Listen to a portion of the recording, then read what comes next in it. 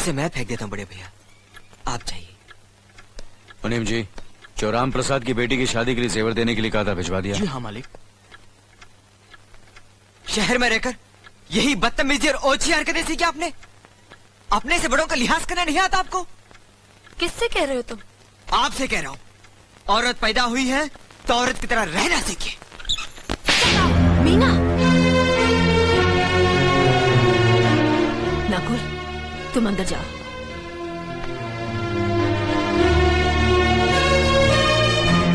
पागल हो गई हो तुम? औरत होकर एक मर्द पर हाथ उठाती हो?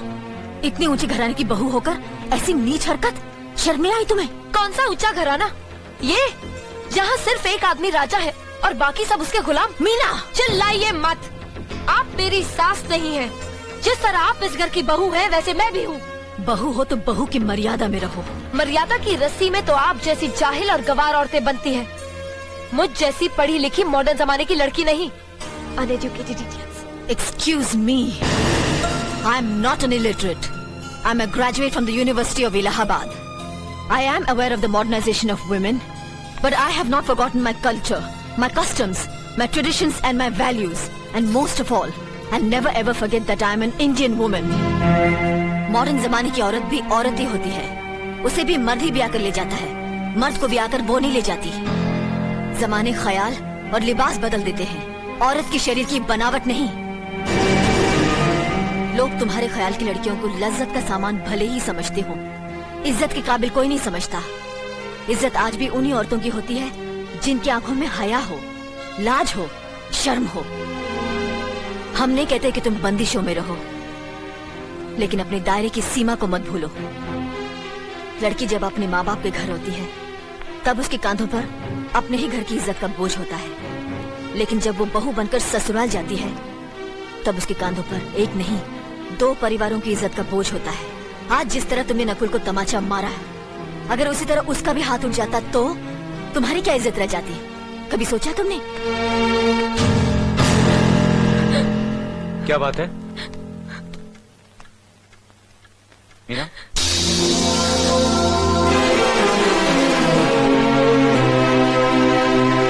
क्या हुआ भाभी? कुछ नहीं। मीना कह रही थी कि उसे खाना बनाना नहीं आता। हमने सोचा कि 2-4 खरी खोटी सुनाने से ही सीखेगी, तो सुना दिया। बस रोने लगी। क्यों अर्जुन, हमें तुम्हारी बीवी को डांटने का भी हक नहीं? क्यों नहीं, आप हमारी भाभी माँ हैं। आप मार सकती हैं, डांट सकती हैं, कुछ भी कर सकती हैं।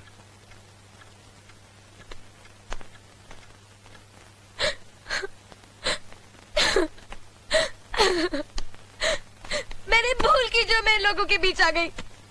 मेरी तो इस घर में कोई इज्जत ही नहीं है। जब देखो तो सब मेरी इंसल्ट करते रहते हैं। मैं कब से रो रही हूँ, तुम पूछ भी नहीं रहे हो कि मैं क्यों रो रही हूँ। बेकार रो रही है तो कौन पूछेगा? अच्छा, तो मैं तुम्हारे लिए और इस घर के लिए बेकार हो गई हूँ।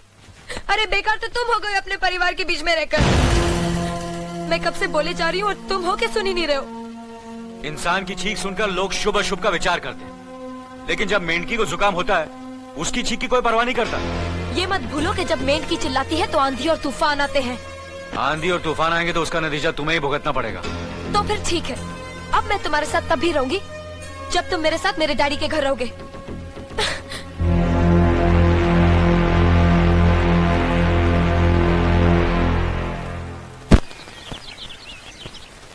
हमारी मीना बहुत प्यारी बच्ची है, लेकिन उसमें अभी भी बचपना है।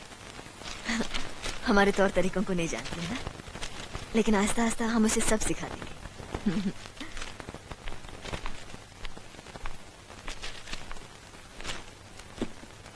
बड़े भैया, ये अपने घर जाना चाहती है। जाना भी चाहिए। 4-5 महीने हो गए, मायके की याद भी आती होगी इसे। और अर्जुन, तुम्हारे ससुर जी तुम्हें कई बार बुला चुके हैं। तुम भी कुछ दिनों के लिए हो आओ, तुम्हारा मन भी बहल जाएगा। अगर ये वापस लौटने के लिए जा रही होती तो मैं जरूर जाता, मगर ये तो हमेशा के लिए इस घर से जा रही है। कैसी बातें कर रहे हो? अगर तुम दोनों के ख्यालात एक दूसरे से नहीं मिलते तो इस मामले को घर की 4 दीवारी में बैठकर आपस में सुलझा लेना चाहिए। बहू शहर की पढ़ी लिखी लड़की है, उसे गांव की रीति रिवाज के बारे में क्या मालूम? ये तो तुम्हारा फर्ज बनता है अर्जुन कि तुम उसे हमारे तौर तरीके सिखाओ। सिखाने से कोई फायदा नहीं बड़े भैया, ये खुद को इस माहौल में डालना ही नहीं चाहती, इसलिए भेज रहा हूं। अच्छा, तो तुमने फैसला भी कर डाला? बड़े भैया, बात यह है कि मैंने मीना को, तुम बहुत समझदार भी हो गए हो ना, तो फिर तुम्हें इतना तो समझ लेना चाहिए, अगर बहू अपने आप को बदल नहीं पा रही है तो तुम बहू के मुताबिक बदल जाओ। आखिर वो तुम्हारी पत्नी है, उसका साथ देना तुम्हारा धर्म है। तुम्हारे भरोसे ही तो उसने अपनी सारी जिंदगी सौंप दी तुम्हें।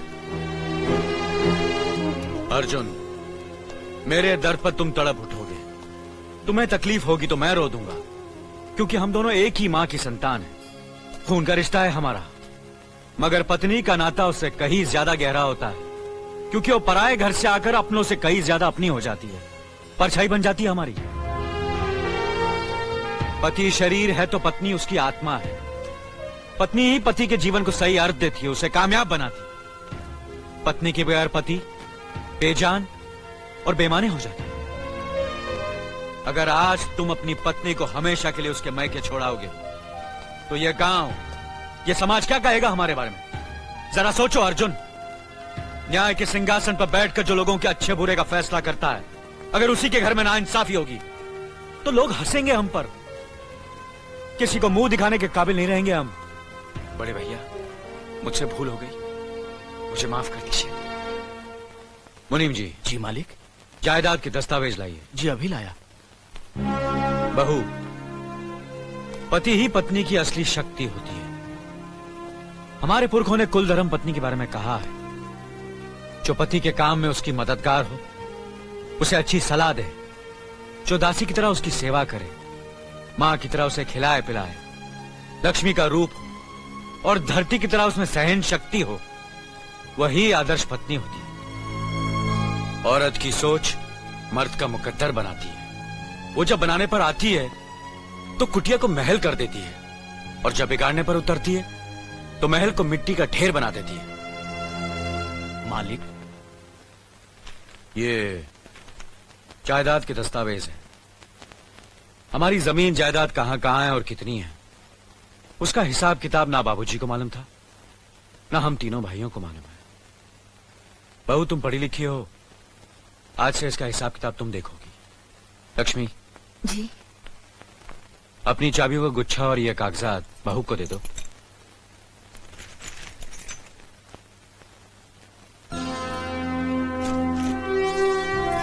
आज से तुम इस घर की मालकिन हो। तुम जहां कहोगी, जिस कागज पर कहोगी, हम तीनों भाई चुपचाप आंख बंद करके दस्तखत कर देंगे। जैसा कहोगी वैसा ही करेंगे। बस एक ही विनती है बहू,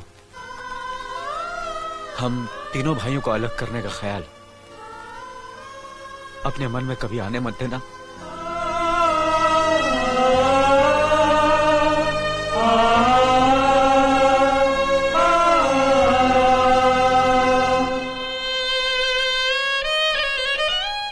बहुत अच्छा किया तुमने बहू, बहुत अच्छा किया। इनकी आंखों में आंसू देखने की हमने सपने में भी उम्मीद नहीं की थी, लेकिन तुमने हमें दिखा दिया। बहुत अच्छा किया तुमने, बहुत अच्छा किया।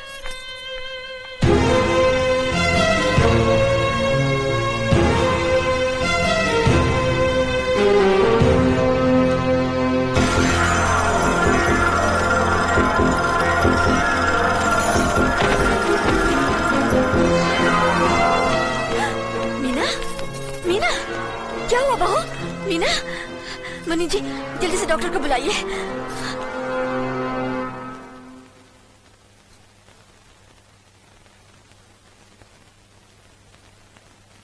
घबराने की कोई बात नहीं, ये माँ बनने वाली है।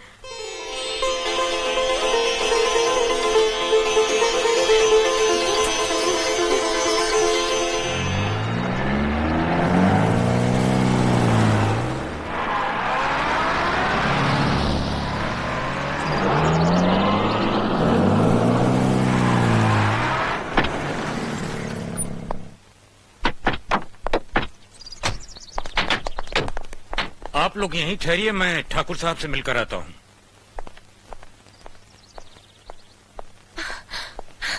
डैडी, डैडी, कैसी हो बेटी? What a pleasant surprise. आने की खबर भी नहीं की।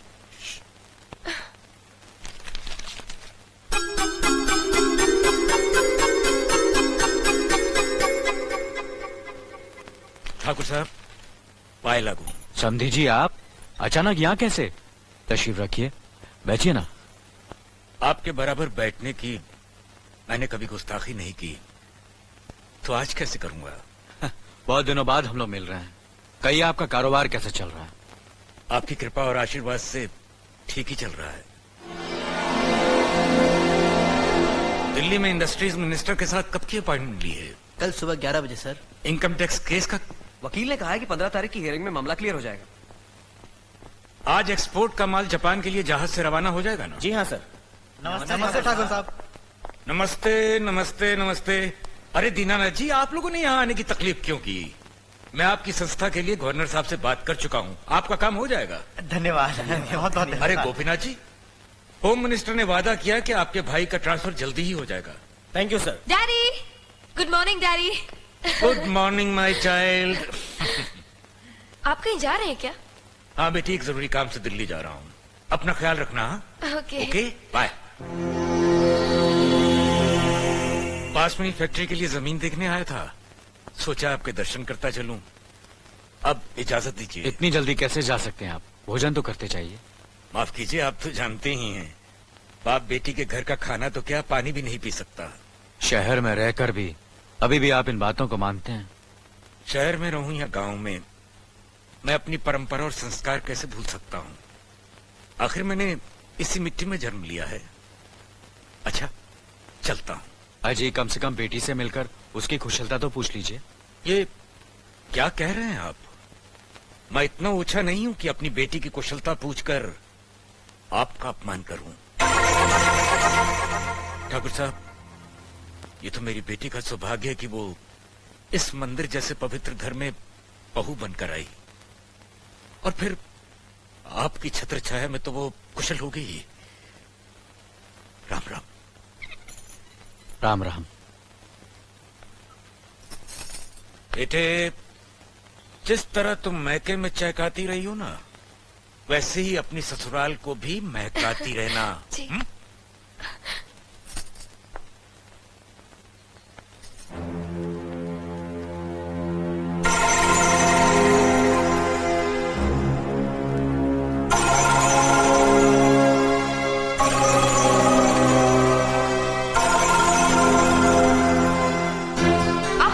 बड़े हैं ना, किससे किस तरह की बात की जाती है इतनी तमीज तो आपको आनी चाहिए। Mind it, mind it, mind it, mind it, mind it. बड़े भैया, मुझे माफ कर दीजिए। क्या हुआ? मुझे माफ कर दीजिए। ये क्या कर रही हो? अपने पापों का प्रायश्चित कर रही हूँ। मैंने आप जैसे देवता का अपमान किया है, आपका दिल दुखा है, मुझे माफ कर दीजिए बड़े भैया, मुझे माफ कर दीजिए, मुझे माफ कर दीजिए। लक्ष्मी, मुझे माफ कर दीजिए बड़े भैया, बड़े भैया मुझे माफ कर दीजिए, मुझ पर तरस खाकर मुझे माफ कर दीजिए बड़े चलो भैया। तुम्हें ऐसे नहीं बैठना चाहिए, मुझे माफ इससे बच्चे पर असर पड़ेगा बेटे। मैं आपकी भी दोषी हूँ दीदी। आपने जेठानी की जगह माँ बनकर मेरी गलतियों को बर्दाश्त किया, और मैं अब भागन आपकी बेटी न बन सकी। मुझे माफ कर दीजिए दीदी, मुझे माफ कर दीजिए। अब चुप भी हो जा। तो हमने कब तुम्हारी बात का बुरा माना? हाँ, अगले रोते नहीं, रोते नहीं।